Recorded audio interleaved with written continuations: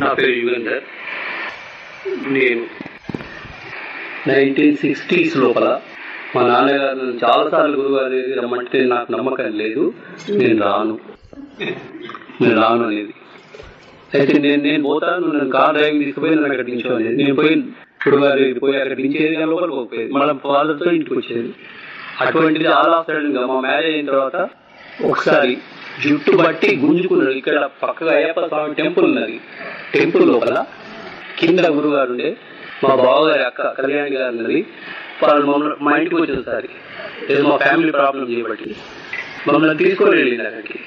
గురుగారు తీసుకపోతే గురుగారు దండం పెట్టమంటే నేను కాళ్ళకు తలకాయ రాసి దండం పెట్టిన, చేయబట్టి జస్ట్ ప్రెస్ చేసిండ్రు.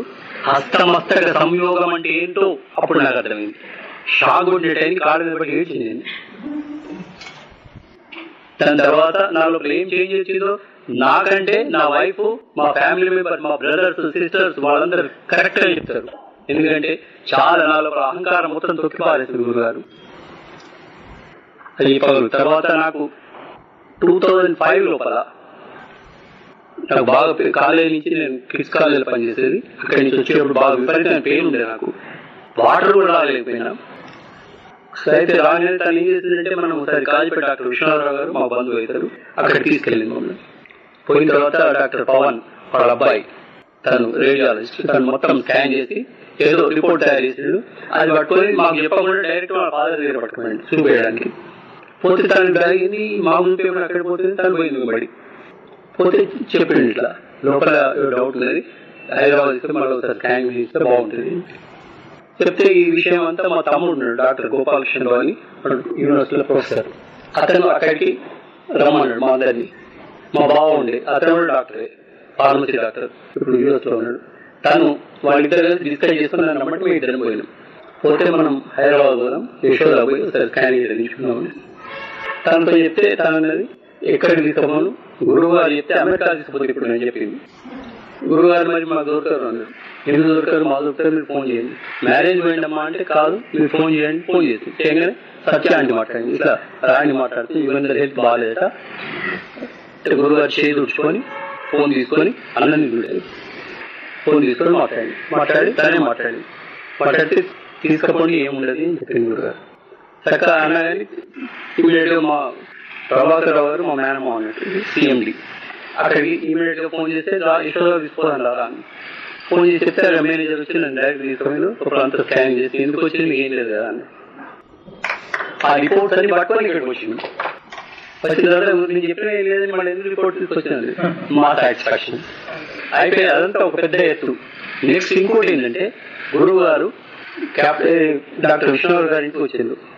వచ్చినప్పుడు వాళ్ళు చాలా మంది రమ్మన్నారు. విశ్వనాథ్ గారు దగ్గర ఒక 50-60 మంది వచ్చింది.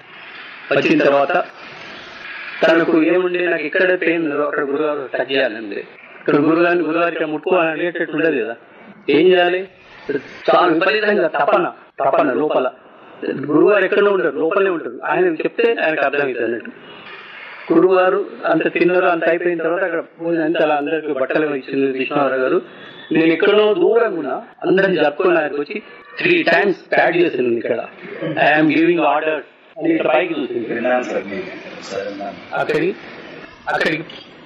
చెప్పి తర్వాత తన దగ్గర పోయి మీ వారికి ఆరోగ్యపరమైన ఏ విధమైన ఇబ్బందులు ఉండేమా అని చెప్పి ఇమీడియట్లీ వెళ్ళిపోయింది. అక్కడ 50-60 మంది షాక్ అయింది. ఎందుకు వచ్చిండ్రు గురువారు, ఎందుకు అట్లా కొట్టిండ్రు, ఏమైందా అని అడిగింది. ఏం చెప్పాను, గురువారు వెళ్ళిపోయిన తర్వాత ఆయన ఒక చిన్న ఎక్స్పీరియన్స్ చెప్తా. మేము వాళ్ళ ఫాదర్ యానివర్సరీకి హైదరాబాద్ పోయినాం.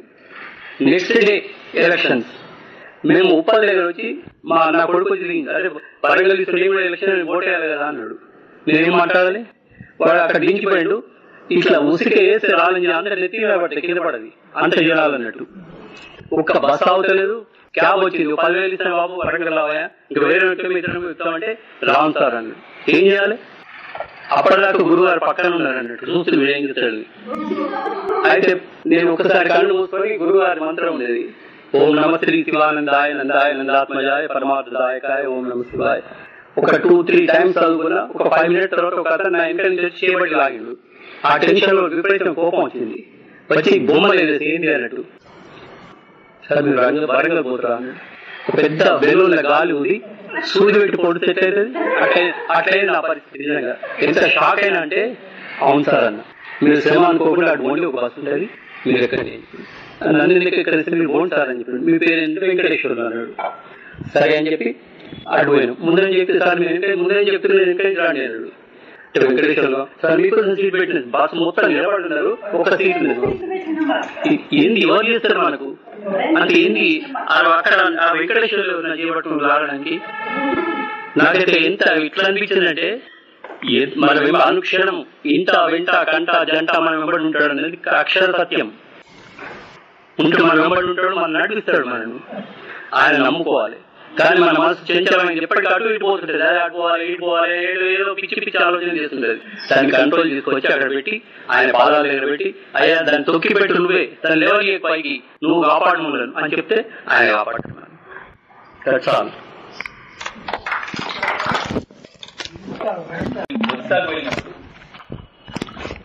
ఒరిస్సాకు వెళ్ళినప్పుడు పేపర్లో ఒక న్యూస్ వచ్చింది, ఒరిస్సా లోపల 66,000 పిడుగులు పడ్డాయని. ఆ పీరియడ్ లో మేము అక్కడికి పోవాలి.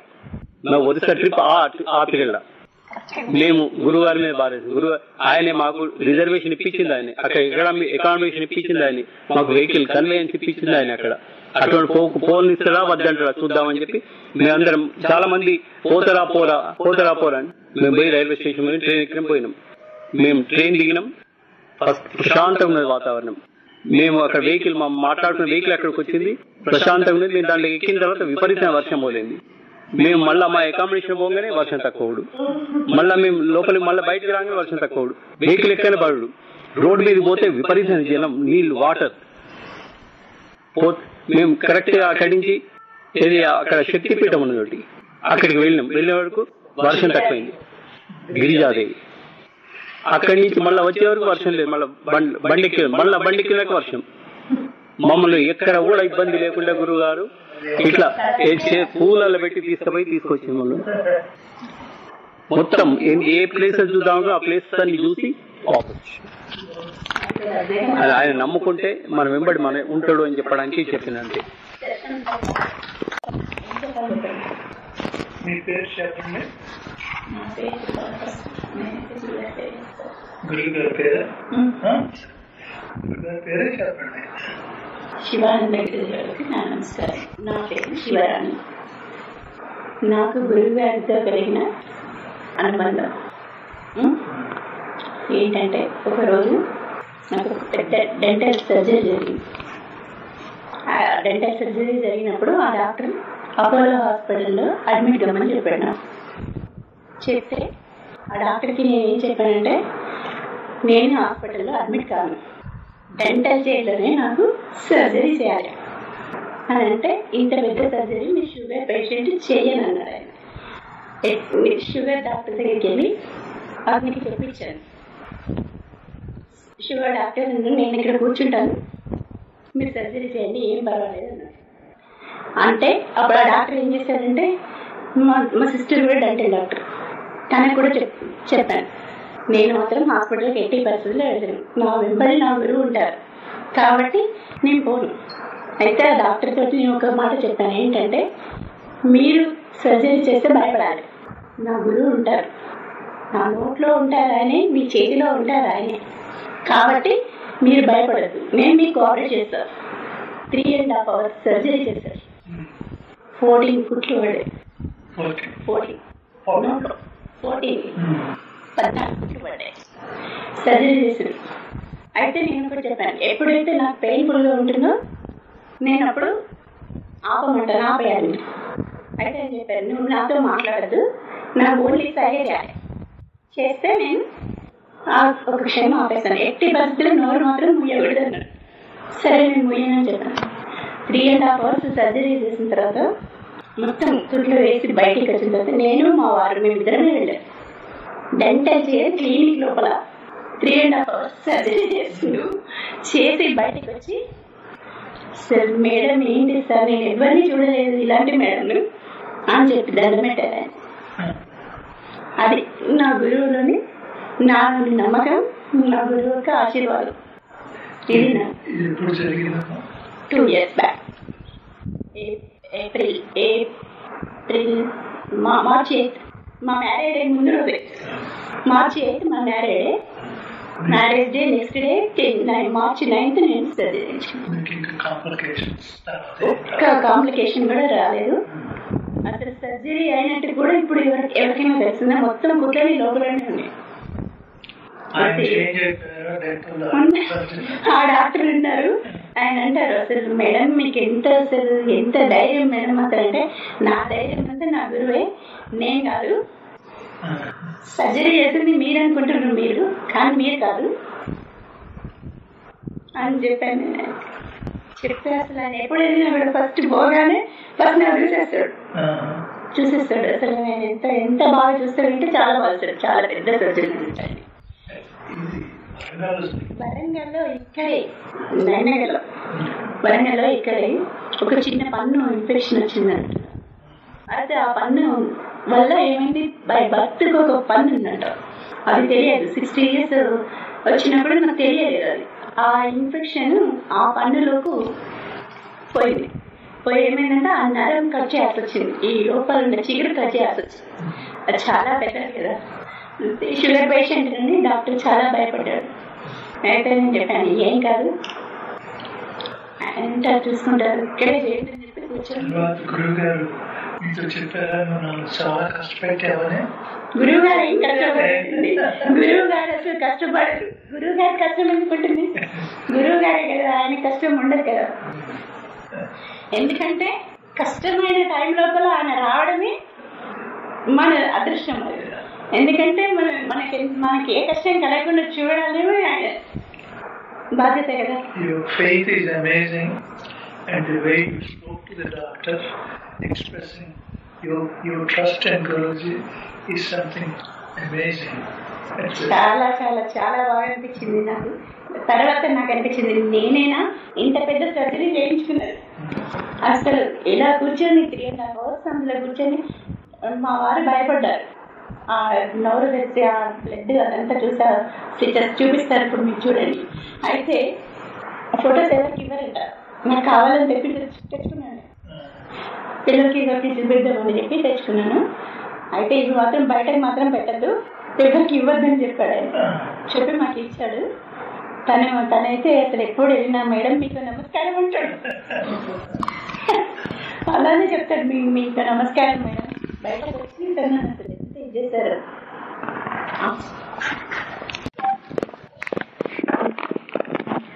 నను బ్రోవో శివానంద, నను బ్రోవో శివానంద, తాపశమన పాపహరణ, స్థితమానవ సంరక్షక శివానంద సదానంద, నను బ్రోవో శివానంద, తాపశమన పాపహరణ, స్థితమానవ సంరక్షక శివానంద సదానంద, నను బ్రోవో శివానంద. బ్రోవోము భజింతును భక్తితోడ, ఎల్లప్పుడు నిను మరువక, భజింతును భక్తితోడ, ఎల్లప్పుడు నిను మరువక, జన్మ జన్మలకు నీవే దైవమై,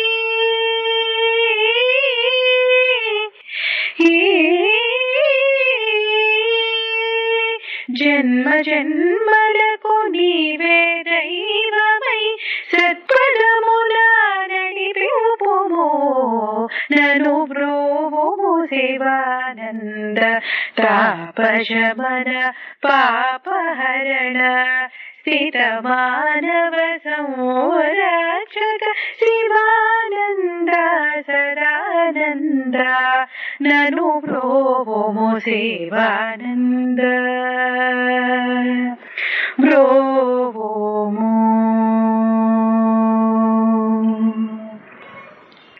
ఏ జన్మల పుణ్యంబులో, ఏ యోగ బలమో గాని, ఏ జన్మల పుణ్యంబులో ఏ యోగ బలమోగాని కనుగొంటిని నేడు లేలో కనుగొంటిని నేడు లేలో నా సద్గురు శివానందో నను బ్రోవుము శివానంద తాపశమన పాపహరణ స్థిత మానవ సంరక్షక శివానంద సదానంద నను బ్రోవుము శివానంద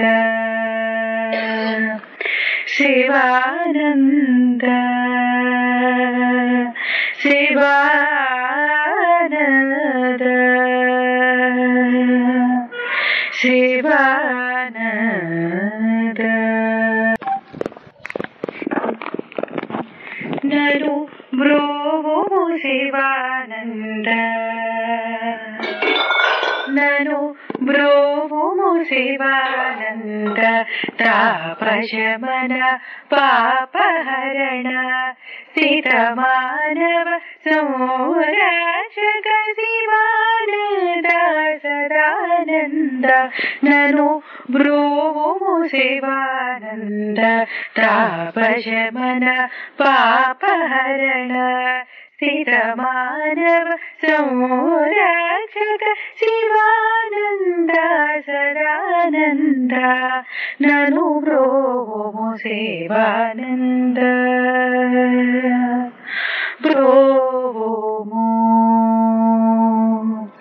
భజింతును భక్తితోడ ఎల్లప్పుడు నిను మరువక భజింతును భక్తితోడ ఎల్లప్పుడు నిను మరువక జన్మ జన్మలకు నీవే దైవమై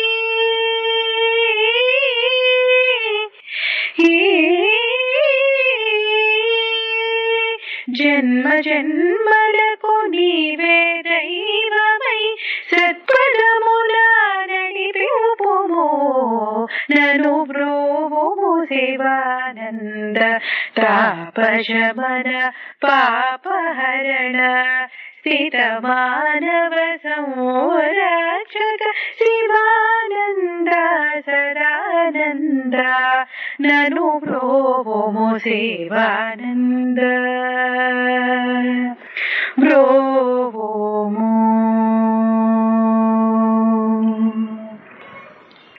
ఏ జన్మల పుణ్యంబులో ఏ యోగ బలమోగాని ఏ జన్మల పుణ్యంబులో ఏ యోగ బలమోగాని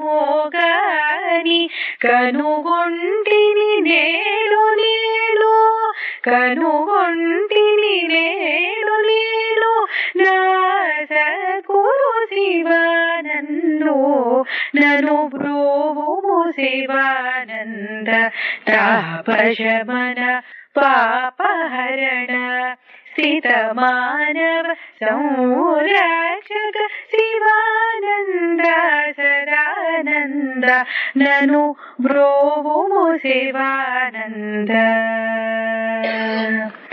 శివానంద శివానంద శివానంద